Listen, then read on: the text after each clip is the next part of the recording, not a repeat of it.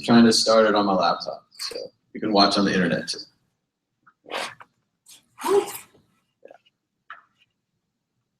The Bitcoin Group, the American original. For over the last 10 seconds, the sharpest Satoshis, the best Bitcoins, the hardest cryptocurrency talk.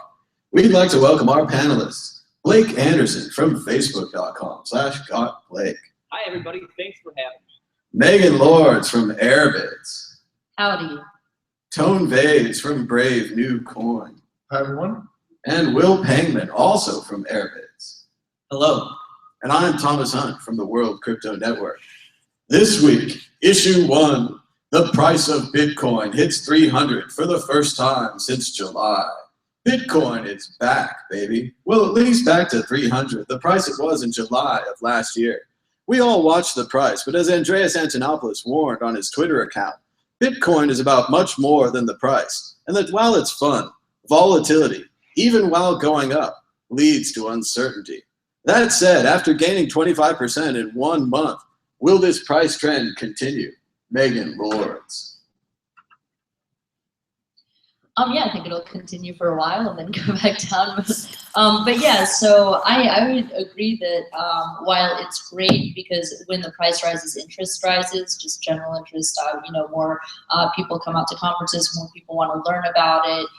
They're like, oh, we saw this happen when the price skyrocketed up to 1,200. People were getting involved and they were really interested. They were like, oh, I can make money with this. I can, use it. And then of course the price drops and interest kind of declines. But I'm kind of a fan of less volatility. I kind of like that the price has been more stable recently, even though it has been lower. I think it's ultimately been a good correction, and I'm definitely a fan of kind of more stable prices. But I do like that it's up. I can't complain about that. Blake Anderson.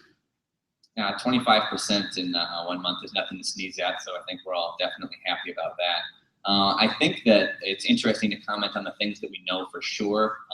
Speculation is always fun, but we know for sure that the block halving is coming at some point next year. We should see a run-up as just, the laws of supply and demand are going to dictate that we're going to see a value increase. Is it going to be as big as the Willy Bot fiasco of the last halving? I mean, probably not, hopefully not. But I expect us to see a dial up and then a drawback. So it's been sideways for a while, and we are always inching closer to that halving. So I think it wouldn't be too bad to get in on a four-year investment horizon and just stick with it. Tone Vase. So I think we just got up a little too far too fast. So I am expecting prices to come down a bit, probably to the 300 area, a little lower. And after that, I think it's looking good. I think we've weathered some of the hardest storms. Still got to get through the scalability issue. And other than that, that's probably the next big hurdle is the scalability. Will Pangman. Well, you look on the long term, of course, as long as people still use Bitcoin, the price will continue to go up.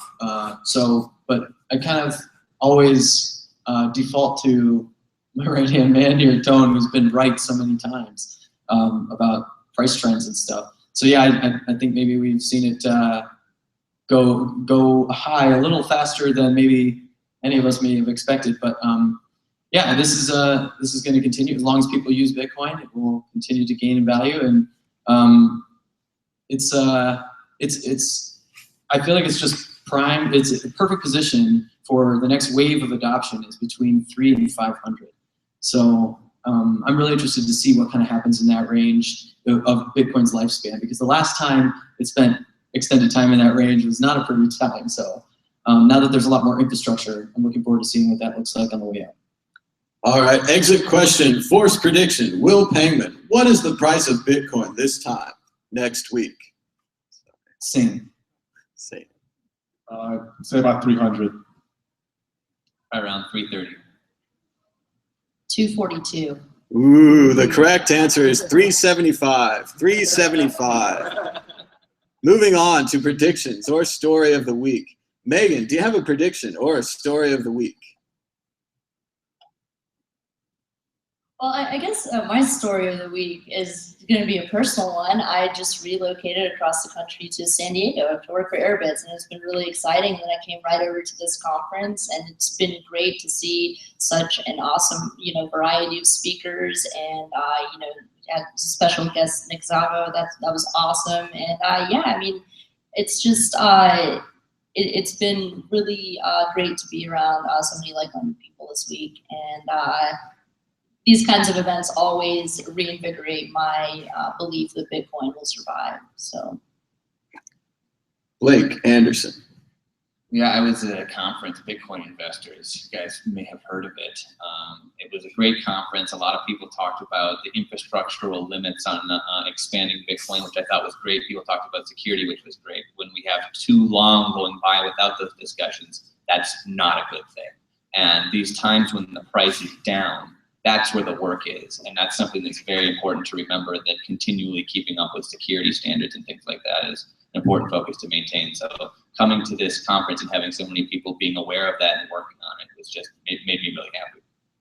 Tone Vase. So I'm gonna go with a prediction. The big news this week was the Blockchain Alliance, where a lot of these Bitcoin companies, about 15 of them, are joining with regulators and law enforcement to kind of have this one big thing. And you also have these companies that are trying to map out users and the history of all transactions. And I think that whole side of the industry is just going to end really, really badly.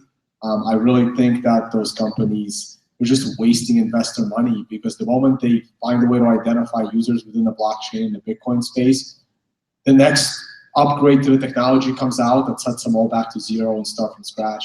So I'm kind of disappointed that these companies are actually getting money. I think I just think there's better places to invest, and investing in privacy is the future. Yeah. Will Penguin. Well, I definitely want to echo the last comment Tone just made. I definitely agree that investing in privacy and security is the future. My story of the week is a blog post that came out today by Eric Voorhees on moneyandstate.com. I asked a question earlier, a couple of them actually, over the past couple of days, related to the whole Bitcoin versus blockchain narrative war that seems to be going on over the last year plus. It's been very interesting for me to watch. I look at it through the lens of a propaganda war, and it's interesting to see through that lens. But I also like to apply Hanlon's razor to this as well, and just analyze it from group psychology standpoint, simply. I'm really interested to see how this will play out, and I just want to encourage everyone to read Eric's blog that just came out a couple hours ago, maybe even less. Fantastic, clear, concise. It's lengthy, but it is just concisely put what's up with this whole Bitcoin versus blockchain. And I just encourage each one of you to, take a side, pick Bitcoin or blockchain, and just, defend it. It's up to you. I think if you do take a side and you're able to defend it, you'll be choosing the Bitcoin side. But that's I'm interested to see how this will play out, and I'd like to just put those earworms in your space. One more topic there. One more topic. No, we're out of time, dude. Out of time. He's already been flashing us the time symbol. So finally, a prediction.